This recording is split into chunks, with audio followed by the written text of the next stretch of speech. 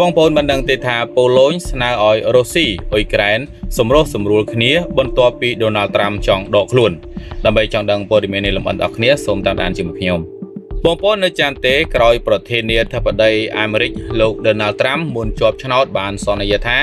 เนื่องบรรจบสังเกตออยแกรนระยะเปแต่ปนมาทางไงปนโนปนแต่มาดอเป็นนี้การบรรจบสังเกตในออยแกรนมันตอนมีลัดพอลออนอะไรเตะหายเหล่านี้โดนัลด์ทรัมป์ก็จองดอกลุ่นเจนปีการสำรวจสำรวจระบอบอิสราเอลให้นังโรซีพองได้ที่กรุงกิวประเทศเนเธอร์แลนด์โปโลนโลกดูดาอมพิวนิวเอาอิสราเอลนังโรซีดอกทอยมวยจุ่มเฮียนมันเนี้ยดำใบจอจากเนี้ยบรรจบสังเครียมโลกทานนขนงสังเครียมนี้เมียนเพียกีนามวยเมียนเจจุ่มเนี้ยนตีบรรจบนุเตการทลายในชนะบรรทอปีโลกทรัมป์โปรเมียนการแต่คลังเชียงมนทาเมื่อตื้อโลกประหารจิตรบังคอมจัดดอกถอยปีกาจอจาให้ตือบานตรัมทาโลกเซเลนสกี้ปีบาในเยเจียงโรซีเตติดสมได้ตรัมอาจเมียนในท่าอเมริกนังดอกถอยเตียงจุมนุยโยเทียไทม์ติดพองในยุโรปโปโลนจีสมปอนดอกทมบ่มพดมวยระบอบอิสราเอลการทลายระบอบธนะดักนอมโปโลนขังเลนี้อาจิกาพลาปโดจุมเพียนนโยบายดอสำคัญนังจิกาดะสมเปียตัวเลโลกเซเลนสกี้ดำใบตัวโตโยกาเปิดแกดังทานในดำหนักการจงกรอยนี้ปัญหากรีเมียคลายจีประเทศบัสโนลในการสวายกำเนิดคเนียหรือเวียงตีกรงกิ้วนังตีกรงวาสินตอนโรซีบานดะบรรโจลครีเมียเจียตึกได้คล้วนกายไปชนะปีปอนดบุญประพบคลาธาตรามสกจัดการครีเมียออยโรซีโดยสอบฉบับเพื่อไม่ออยโรซีตัวยกไก่ปรมเปรียงซอนแต่เพียบปนแต่โลกเซเลนสกี้มันโยปรมจีได้ขาดโดยซาตุ่มนัวหนึ่งปัญหานี้อเมริกสำรัจัดมันบรรจุนรัฐมนตรีการบริเตระบอกล้วนโดยโจร่วมขนมกิจประชุมชีมวยผู้อรบในที่กรงลงเตในขนมสถานเพียบมันโจสมรงนี้โปโลนโยธาได้ขาดเตอแต่เมียนกาสมรบสมรูขเนียหนึ่งเทอร์สะมาเตียนอ่อยขเนียโลกดูเดียทลายปรับยูโรนิวในขนมบอดสมพีจับสายกาปีปรึกมิงโลกในยีนี้จังสำดาวเตลแผนกาซอนติเพียบได้ปลุยพดามลางดอยอเมริกโปโลนโยธาเพียกีจำลูเตียงปีเตอแต่ดอกถอยมวยจมเฮียนมันแน่โลกดูดาโยธาอิสราเอลเตอแต่ดอกถอยในตรองจำนวนคลาปลุกมนหรือกรอยปฏิการนี้กงแต่การลางเฉียเชียปงคานจมพูสมนูธาตาอิสราเอลเตอดอกถอยดอกจำนวนหน้าโลกดูดาโยธาสำหรับปีนี้โลกมันตอนไอในยัยบานนูเตโลกโยธาสงครามนี้เพื่อออยโรซีปราบปราทนเทียนซึ่งแตกซักซอยออกไปคลุ้นให้เพื่อออยโรซีจับดาวต้นใดต้นเชิงโลกปูตินกำปงแต่บนไล่เล่งนั่งหลับใบดอกประทอยประธาน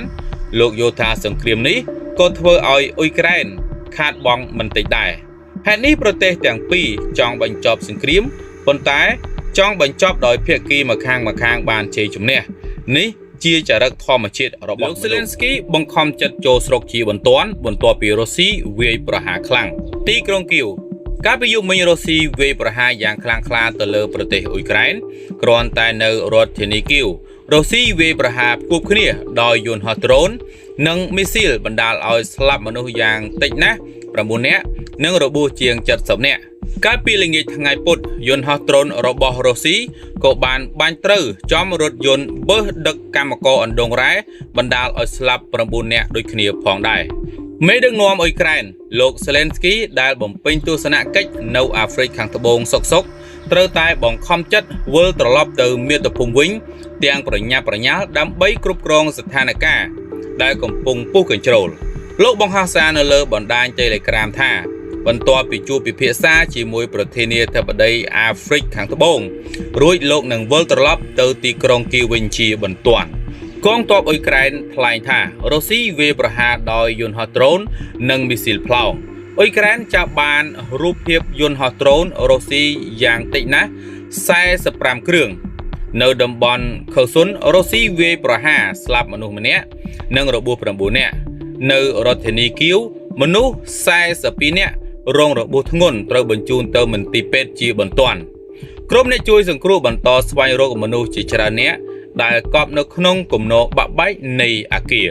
เนื้อที่แต่งอาเกียจนสิวลมวยกันไล่เติมมิสซิลระบอบโรซีเวประหารสังคลายจีเพ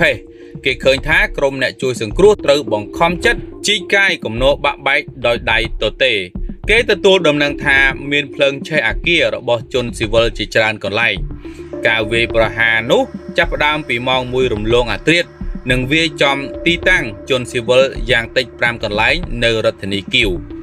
លោកទៅអាហ្វ្រិកខាងត្បូងលើកនេះដើម្បីបញ្ចូលឲ្យប្រទេសនោះគាំទ្រកិច្ចខិតខំប្រឹងប្រែងបញ្ចប់សង្គ្រាមករណីវាយប្រហារទីក្រុងគីវកាលពីយប់មិញធ្វើឡើងតែប៉ុន្មានម៉ោងប៉ុណ្ណោះបន្ទាប់ពីដំណើរការចរចាហាក់ដូចនៅតែត្រឹងមួយកន្លែង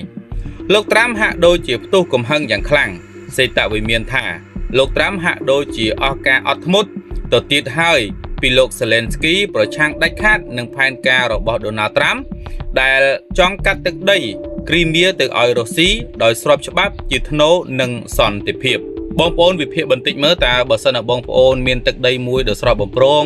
ដែលរស់នៅសុខហើយមានអ្នកដទៃដែលមានអំណាចចង់កាត់ទឹកដីនោះទៅឲ្យប្រទេសផ្សេងទៀតតើបងប្អូនយល់យ៉ាងណាតើយើងឯកភាពសុខចិត្តយកទឹកដីរបស់យើងកាត់ឲ្យគេដើម្បីបដូរយកនូវសន្តិភាពឬមួយក៏ប្រឆាំងដើម្បីយកទឹកដីទាំងអស់នោះឲ្យបាននឹងសន្តិភាពផងនៅចំណុចនេះបងប្អូនមានចំណាប់អារម្មណ៍យ៉ាងណាអាចខមមិនខាងក្រោមវីដេអូបានលោកត្រាំបង្ហោះសារនៅលើបណ្ដាញសង្គមថាលោកសេឡេនស្គីចង់អូសបន្លាយអំពើកាប់សម្លាប់មនុស្សឲ្យកាន់តែវែងឆ្ងាយតទៅមុខទៀតគាត់មិនព្រមទទួលស្គាល់តំបន់គ្រីមៀជាទឹកដីរបស់រុស្ស៊ីទេក្រោយមកលោកដូណាល់ត្រាំថ្លែងបន្ថែមទៀតថាលោកសេឡេនស្គីពិបាកនិយាយគ្នាជាងរុស្ស៊ីទៅទៀតលោកសេឡេនស្គីធ្លាប់និយាយជាច្រើនដងហើយថាការប្រកាសទទួលស្គាល់ទឹកដីដែលបានបាត់បង់ជារបស់រុស្ស៊ីដោយស្របច្បាប់ជាការដើរលើសហួសបន្ទាត់ក្រហមសេតវិមានថាត្រាំអស់ភាពអត់ធ្មត់នឹងសេឡេនស្គីដែលដើរខុសទិសទីក្រុងវ៉ាស៊ីនតោនដោយសារនយោបាយការទូតរបស់លោកសេឡេនស្គីហាក់ដូចជាមិនសូវស៊ីសង្វាក់គ្នានឹងទីក្រុងវ៉ាស៊ីនតោនលោកត្រាំចាប់ផ្ដើមអស់ការអត់ធ្មត់និងមានកំហឹងយ៉ាងខ្លាំងចំពោះលោកសេឡេនស្គីនេះបើយោងតាមការអះអាងរបស់អ្នកនាំពាក្យសេតវិមានគឺលោកស្រី Caroline Levitt លោកត្រាំមានចំណាប់អារម្មណ៍បែបនេះដោយសារគាត់យល់ឃើញថាការខិតខំរបស់គាត់មិនសូវបានការអ្វីនោះទេការចរចាគ្នាដើម្បីបញ្ចប់សង្គ្រាមចេះតែអូសបន្លាយយូរទៅលោកស្រី Levitt ថ្លែងថាលោកត្រាំផ្ទុះកំហឹងយ៉ាងខ្លាំងគាត់ចាប់ផ្ដើមអស់ភាពអត់ធ្មត់តទៅទៀតហើយគាត់ចង់ធ្វើអ្វីដែលជាកិច្ចការត្រឹមត្រូវសម្រាប់ពិភពលោកគាត់ចង់ឃើញពិភពលោកមានសន្តិភាពគាត់ចង់ឃើញការបិទបញ្ចប់អំពើកាប់សម្លាប់គ្នាភាគីចំនួនទាំងពីរត្រូវតែចូលរួមសហការធ្វើកិច្ចការនេះប៉ុន្តែគួរឲ្យសោកស្ដាយលោកសេឡេនស្គីកំពុងដើរខុសទិសដៅដែលត្រូវដើរហើយកាលពីយប់មិញលោកត្រាំបរិហារិះគន់លោកសេឡេនស្គីយ៉ាងចាស់ដៃតាមបណ្ដាញសង្គម Trussell របស់គាត់ត្រាំចោទថាមេដឹកនាំរបស់អ៊ុយក្រែនរូបនេះមិនចង់ឲ្យមានការចរចាសន្តិភាពនោះទេគាត់មិនទទួលស្គាល់ថាតំបន់គ្រីមៀជាទឹកដីរបស់រុស្ស៊ីទេប៉ុន្តែថ្ងៃមុននេះលោកសេឡេនស្គីប្រកាសថាអ៊ុយក្រែននឹងមិនទទួលស្គាល់ជាផ្លូវការថាតំបន់គ្រីមៀជាទឹកដីរបស់រុស្ស៊ីដាច់ខាតគ្មានអ្វីដែលត្រូវនិយាយគ្នាទេការធ្វើដូច្នោះទទួលស្គាល់គ្រីមៀជាទឹកដីរុស្ស៊ីផ្ទុយពីរដ្ឋធម្មនុញ្ញរបស់យើងត្រាំបង្ហោះសារនៅលើបណ្ដាញសង្គមថាសម្ដីរបស់សេឡេនស្គីពោពេញទៅដោយគ្រោះថ្នាក់គ្រីមៀមិនមែនជាចំណុចដែលត្រូវពិភាក្សាគ្នាទេគ្មាននរណាម្នាក់ស្នើសុំឲ្យសេឡេនស្គីទទួលស្គាល់គ្រីមៀជាទឹកដីរុស្ស៊ីទេប៉ុន្តែបើគាត់ចង់បានគ្រីមៀត្រឡប់មកវិញហេតុអ្វីអ៊ុយក្រែនមិនវាយយកកាលពី11ឆ្នាំមុននៅពេលរុស្ស៊ីបានទឹកដីនេះគ្មានដោយការផ្ទុះអាវុធសូម្បីតែមួយគ្រាប់ត្រាំយល់ថាសម្ដីរបស់សេឡេនស្គីពោពេញទៅដោយភាពដុតកំហឹងដែលធ្វើឲ្យពិបាកនឹងដោះស្រាយបញ្ចប់សង្គ្រាមនេះណាអ្នកនាំពាក្យសេតវិមានចង់បញ្ជាក់ពាក្យសម្ដីរបស់ត្រាំត្រង់ចំណុចនេះថារុស្ស៊ីដាក់បញ្ចូលតំបន់គ្រីមៀជាទឹកដីរបស់ខ្លួនតាំងពីឆ្នាំ2014មកម្លេះពលគឺ3ឆ្នាំមុនការកាន់អំណាចរបស់ត្រាំនៅអាណត្តិទី1គ្រីមៀបាត់បង់ទៅរុស្ស៊ីតាំងពីជំនាន់លោកអូបាម៉ាហើយនេះលោកត្រាំមិនត្រូវការសួរនាំយោបល់របស់អ៊ុយក្រែនដើម្បីទទួលស្គាល់គ្រីមៀជាទឹកដីរបស់រុស្ស៊ីនោះទេគ្មាននរណាម្នាក់ស្នើសុំឲ្យគាត់គឺលោកសេឡេនស្គីទទួលស្គាល់គ្រីមៀជាទឹកដីរបស់រុស្ស៊ីទេអ្វីដែលត្រាំកំពុងស្នើសុំនៅពេលនេះគឺចូលតុចរចានិងទទួលស្គាល់ថានេះគឺជាសង្គ្រាមបង្ហូរឈាមដែលអូសបន្លាយពេលយូរហើយ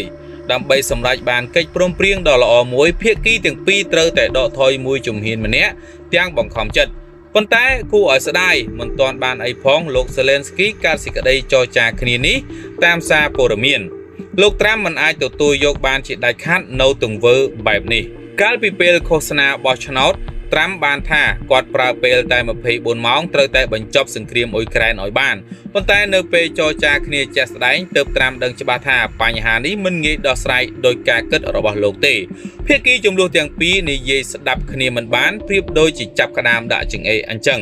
ធ្លាប់មានការប៉ះទង្គិចពាក្យសម្ដីគ្នាយ៉ាងធ្ងន់ល្វីងជូរចត់នៅមុខអ្នកកាសែតនៅសេតវិមានកាលពីដើមខែមីនារវាងលោក Zelensky ជាមួយនឹងអនុប្រធានាធិបតីអាមេរិកនិងលោក Donald Trump ទោះជាយ៉ាងណាក្តីទីក្រុងវ៉ាស៊ីនតោននៅតែបន្តខិតខំប្រឹងប្រែងរបស់ខ្លួនប៉ុន្តែនៅដំណាក់កាលចុងក្រោយនៅពេលមើលឃើញថាបញ្ហានេះមានសភាពតឹងតែងដល់ថ្នាក់ទៅមុខលេងរួចហើយលោកត្រាំបង្ហើបឲ្យដឹងពីការដកខ្លួនថយត្រាំថាបើពិបាកនិយាយគ្នាពេកលោកសូមដកខ្លួនថយឲ្យឆ្ងាយក្រោយពេលលោក Zelensky បញ្ចេញសារនយោបាយចុងក្រោយពាក់ព័ន្ធនឹងតំបន់គ្រីមៀនោះអ្នកនាំពាក្យសេតវិមានមិនទាន់ធ្វើសេចក្តីអត្ថាធិប្បាយថាលោកត្រាំនឹងសម្រេចចិត្តបែបណាទៀតនោះទេនេះបើយោងតាមគេហទំព័រ The Hill